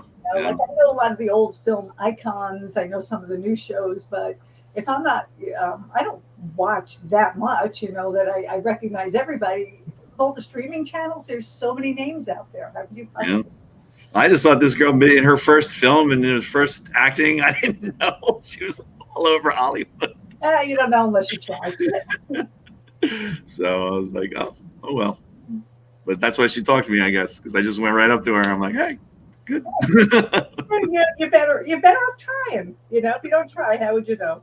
Yeah. So I'm all for that. Yeah. So that's great. can't wait to see everyone. And they said some of the actors are coming too. You said, Yep. That's good. Eddie and Michael and Linda will be there, and it should be cool. I don't know about Stacy yet, but I'm excited. They're awesome people to work with, and love to share the premiere with them. But Yeah, it'll be a nice set with all the films in there. Absolutely. A couple other people's films thrown in there as well. Yeah, it was like, I'll bring people down, we'll sell it out. I'm like, Eddie, it's already going to be sold out, but bring everybody. It'll be a good time. You'll like it. Yeah. You can eat dinner first, then watch the movies, and then we have the award show right after. Oh yeah. I always know what I'm going to do as soon as I get there. I'm like, I'm hanging out here for a couple hours. Yeah, so it might be crowded at the time at the Brightside, so we'll see. Tommy will be happy. Yes. Oh, Tommy's a gem. He loves it. He loves the attention. Yeah, you might never sell that place because it's a gem. We would miss it. I saw I was screening shorts for something else. I saw a short film, and it filmed. Actually, no, it's playing in ours now too. But it was a short film. They filmed some of it. I'm like, that place looks familiar, and it was at the Brightside. And then they cut to Tommy in the film. You must have loved that. That's the second time that happened. I'm in a theater and I saw him in a movie. First time was The Jersey Devil many, many years ago. I watched that somewhere else and I saw him like, is that the Brightside? And then that's how I met Jack Mulcahy for the first time there. So. I think is that where I met Jack? I'm not sure. That might have been where I met Jack also. Actually. Yeah, Atlantic City, right? Atlantic City. Yeah. It was a long time ago. So, but he's got something that's going to play too. So I wonder he might show up as well. Cool. Love Jack. He's one of those people on my actors wish list. I had my because I also do casting. In fact, I just did a film for somebody the other day, and so I had my actors wish list of people that I want to keep them on the tip of my brain when I cast, or I know I want to work with them, and because otherwise you think you're going to remember. I know so many people I'm never going to remember. I go through my friends list. Oh yeah, but this way, if I look at my spreadsheet, I'm like, that's what I want. So that'll be cool. One day, hopefully, I get to work with everybody. But I know, right? It's like I want to work with so many people, but I don't even have the time to make anything right now. Yeah. Just do all the student films. That's what I'm kind of stuck doing. So It is what it is. Yeah. So it was great to talk to you for a few minutes, and I got one more to go, and then I'm actually going over to Smod Castle right now. So this is my first film festival. Oh wow! I know. That's great. It's kind of exciting. Yeah, I got my green screen on here, and it's the lighting. Every time I get up and sit down, the lighting changes. I have a green screen on. I don't know anything about lighting. So do you want to know anything about me? Yeah. So So how did you get into making documentaries?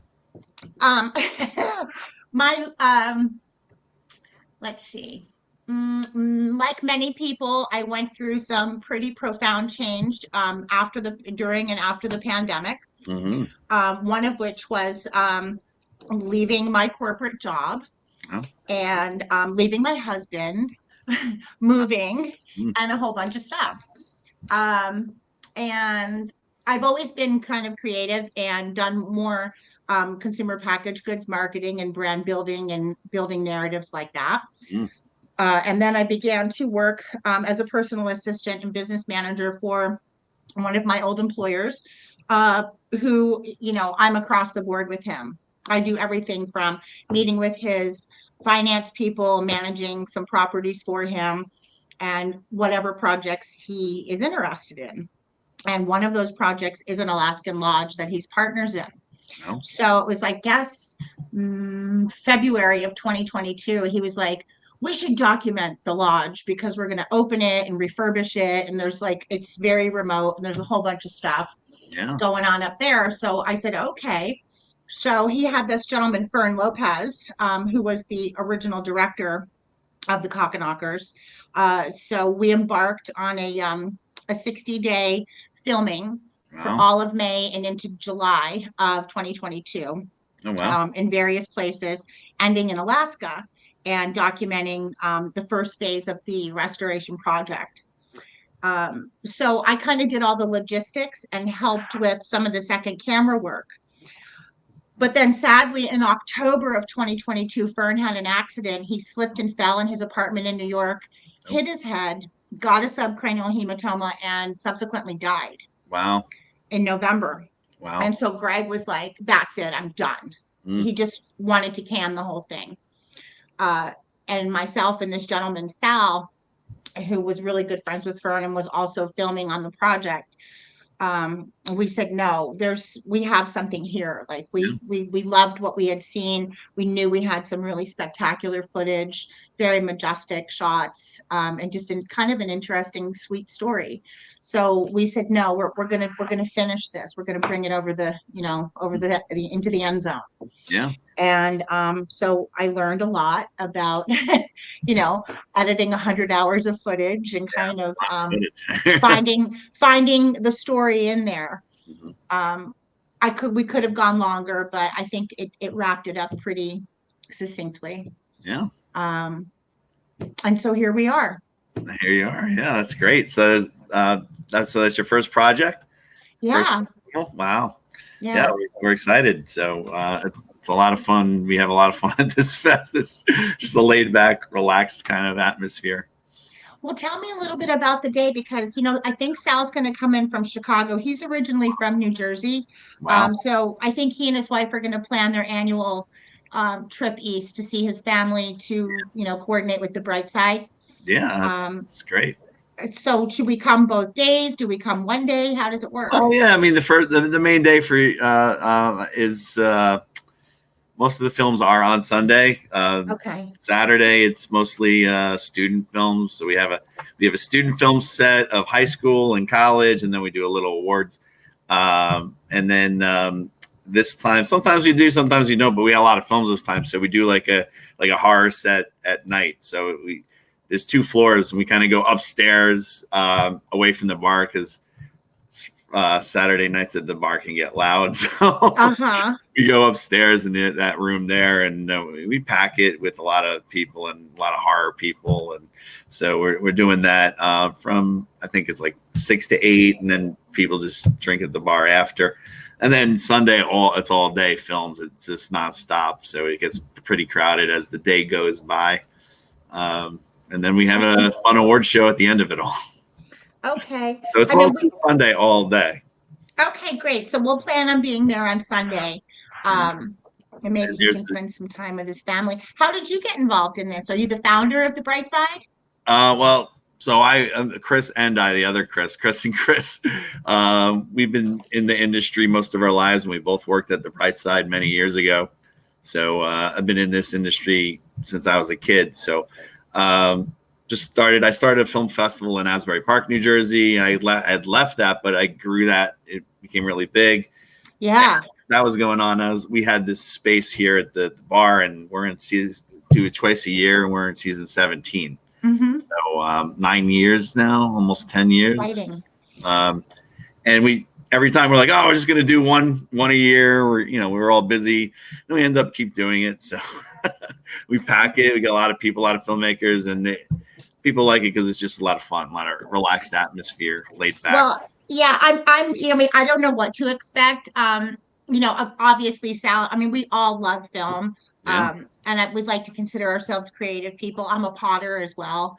But, I was kind of like this creative girl trapped in corporate America. Yeah. And just actually had a dear friend of mine get sick in 21, which is kind of what was the impetus behind me shaking up my whole life. And I was like, life is short. What are you doing? Absolutely. And I just thought there's more. So here I am. Yeah. It's a fun, crazy industry. It is, and it's, we don't know. We just thought, okay, we put so much effort into this, we might as well. I think Gregory, who EP'd this, sorry, I have a bee in my apartment. I think he, ultimately was like, oh, maybe we can sell it as a TV show or on a streaming service. And I said, Greg, look, we can talk to people and see, but that really wasn't our motivation. I think he would like to see that happen because he did fund the whole thing out of his own pocket. Ultimately we can use it for marketing for the lodge and things like that. But to us, it was just so we were very close to that fire, right? So we loved it. It was done, and we got it. The color was right, and the sound was all modulated, and we're like, wow, we did this. Came along well, right? Sounds good, looks good. Yeah. Yeah, we were really excited. And some people are like, well, it needs more of an ending. What's going to happen with the lodge? And I'm like, so right now I'm working on social media about the lodge and the Cockanawkers. And it's funny, the name, Cockanawkers, but that's the little tiny, I know. I like it. But Greg was insistent, and there is a meaning behind it. It's actually the tiny, tiny little Indian village in Iliamna, Alaska. Wow. It's the Cockanawkers is the Indian tribe up there. Is there a Alaska Film Festival that you could play that in? There is an Alaskan Film Festival, and I think I'm going to register for it. Yeah, and we could actually do a cool premiere in Homer. There's a really old historical theater in Homer, Alaska as well. Wow. We could do it there. So Greg was basically standing around a fire with some Indian women and some locals up there, and they were laughing at the owners, and this one woman said, yeah, you guys are a bunch of cockanawkers. So it kind of stuck, and that was the whole meaning of the name. Yeah, so you got a lot of footage and you had to cut it down. Oh, we have a tremendous amount of footage, and some of it's just worthless, but so much B-roll. I mean, it's just so spectacularly beautiful there. It does look beautiful. I want to go. It's so gorgeous. I can't even. I've been 3 times. I'll probably go again in August or September of this year. And then I'm actually turning 60 in February. 60? You say you don't look 60. Wow. I'm only 60. I'm lucky to be there. You don't look 60. You look a lot younger. Thank you. What do I say? Sunscreen and vodka. Well, that's mostly I'm on the right. Yeah, sunscreen, and so I've pickled and protected. Oh. That's what I like to say. Yeah. But I think I'm going to go there in February again with some of my family members and friends to see the aurora. Wow. Yes, I travel a lot with some film people or Comic-Con people.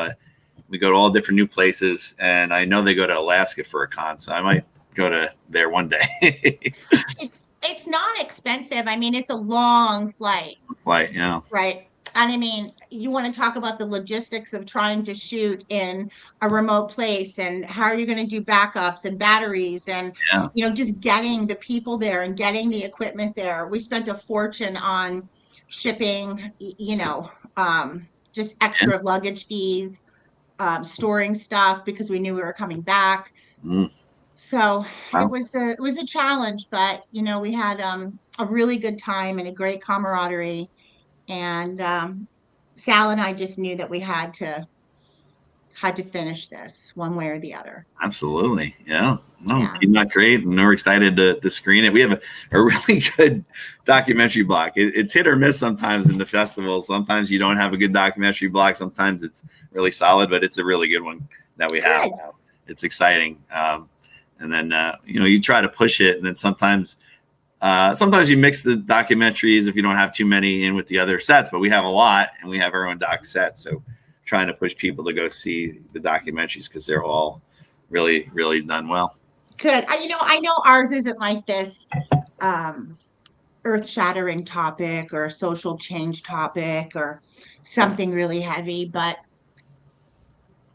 I think people are, I don't know, in my experience, I think people are kind of over the heaviness. We just thought we can't make this to be something it isn't, which is really just a story of people that are challenging themselves. Yeah. Right. Pushing themselves in extreme conditions and looking to kind of disconnect from the kookiness that is the lower 48. So we just said, no, we're going to stick with what the film is. Yeah. And just let it speak. So we'll see what happens. But absolutely. I hope people like it. You have anything else on the horizon you're doing? Another follow-up, another production? Well, I'm probably going to be I'm going to go up in either August or September, and we're going to do some more filming at the lodge. We also have hangars that Greg's purchased up there. So if you can kind of think of that old show Wings Yeah. with it's like that. So Wow. I've got a crazy guy who's my chief mechanic up there. We've got a fabulous float plane. You know, it's Alaska's all about float planes and independence and freedom. And that was kind of a lot of the themes that I had in the interviews that we structured originally. But when we were trying to pare this down, we kind of had to push the freedom concept aside and really just focus on the lodge. So I'm going to go up and shoot probably then, and then we're putting in a hydro power behind our waterfall at the lodge. So that's pretty interesting. I mean, the lodge is completely sustainable. It's totally off the grid. So there's those challenges as well. Yeah. So yeah, we'll do some more filming, kind of get an update on what's been happening. There's been a lot of challenges this season, with barges not showing up and crazy things. So it's really pushed the partners. So that combined with the aviation aspect and opening those hangars and securing that space and getting that all together, there's been a lot happening. So I've got those guys kind of GoProing and doing some small shooting up there, but we'll go back up with the cameras. That's great. One more time. I just I was in Long Island and I went to there was a brewery in a hangar. They made an old airplane hangar and they made a brewery out of it. Fun, right? It was fun, yeah. Yeah, these aviation guys, there's something else, you know, and Greg is really into planes. After he sold his tech company, this is the gentleman that I work for. He needed something else to do, so he got involved in aviation, and he's had several different planes. And one of them is the seaplane, the Kodiak. So that's up in Alaska right now. It's pretty fun and intense. You know, landing on the open water and going wherever you want. There is that really just tremendous sense of freedom. You know. Yeah, sounds great. Yeah. Absolutely. Well, we're excited to be screening it, and thank you. It should be a lot of fun. Yeah, I mean, we're excited. Sal and I are really excited. We're just like, I know it sounds so cheesy, but people are always like, "Oh, it's just nice to get nominated." So yeah, we're in. Yeah, we have all different types of films, and we're showing 101 films in 2 days, so it's a lot. Amazing. That's amazing. I love the concept. I love the fact that it's local. We're both from Jersey originally, so it's like keeping it in the state. Yeah, it's right. I mean, it's right across the river from Manhattan. You can see Manhattan from where we're at. Yeah. Well, I used to work in Hoboken. The gentleman that I work for now, Gregory, in 2000, I met him at a tech startup, and we were at what is it, 40 River Street, I guess, right above Texas Arizona Restaurant. Yeah, we had the 4th floor right there. Oh wow! And then in 2001, we moved to Tribeca. Oh wow! So there was that whole mess too. Which was like, yeah, we got new offices 7 blocks from the World Trade. Great. Oh boy. Yeah, that was a nightmare. But we got through it, you know. Yeah. We just got through it. Yeah, we got through a lot in our lifetime here. The last couple of years have been crazy, so yeah, we're glad that we'll have a nice crowd and be somewhat normal again. Yeah. So we're is there anything else I should do to prepare? I mean, I'm really going to try and flesh out the social media. Do I need a press packet or anything like that? No, we just kind of just go with it. And okay. You just there's the passes are at the door, the 2 filmmaker passes, and then anyone else that wants to come, they could just buy a ticket. And we can buy a ticket at the door too. Okay, cool. A couple times we might sell out, but I don't think so. Well, he'll come with his wife, Laura. So absolutely, yes. They just have fun. It's very good food here, and that's a bar in one room, and then you can bring your food in, watch the films upstairs and downstairs. So there's 3 big rooms. Great. And people will be hanging out at the bar when they're not watching the movies and talking, and that's how a lot of this festival is probably of all this. I work a lot of festivals, and this one we continue to do it because everyone likes to hang out and talk, and everyone meets somebody, and then they end up working with them, and they come back with the film that they worked on together. It happens all the time. Yeah, I don't know what's next. I've always been super creative, and I think when I was very young, I was like, oh, I want to make movies because I love storytelling, and that's what I've really enjoyed about marketing and building brands and kind of having that connection with the consumer. But this was such a different process for me. So it was really just exciting time for, an old girl like me to just keep growing and learning new stuff. It It's never been ends in exciting. this industry. You learn I teach film, and I every day I'm learning. So Yeah. I'm actually been- going right now. I am going to a movie theater right after this. I have to. We have a local Kevin Smith's local down here, and he bought a theater, so he has an event tonight that I'm going. Oh, Over to. cool. I love him. Clerks. Yeah, Clerks. Yeah, yep. So where do you teach film? At a high school right down here, Middletown North in New Jersey. Yeah, I know Middletown. Yeah, Middletown. I grew up there, teach there, so it's just worked out that way. I've been there for 6 years teaching film. So, Great. Well, Greg's daughter's in NYU. Oh, and wow. she's doing some stuff. I think she's more writing. She's focusing on writing. Yeah, I know a ton of filmmakers. Probably some that will going to be there on Saturday who go to NYU. So cool. Well, I'll see if JC wants to come with. That's Greg's daughter. She might enjoy it herself. It might be a good networking for her. Yeah, probably. Yeah, probably work out. Yeah. I know there's one girl who she does directing and she's an actress at NYU. I believe she's going into her senior year, and she runs a festival. She learned from like my festival and some other festivals, and she kind of took pieces. And up near Boston, she runs a festival, and she's 20 years old. I love it though. It's the entrepreneurial spirit. I think that's just going to continue to carry us through all this kookiness that's going on, right? Absolutely. Just keep being creative, meeting people, and listening to our own inner voice, finding happiness. Awesome. Yeah. So thanks for giving me a few minutes here today. And my pleasure. Thank you. I'll eventually get this up and out there. So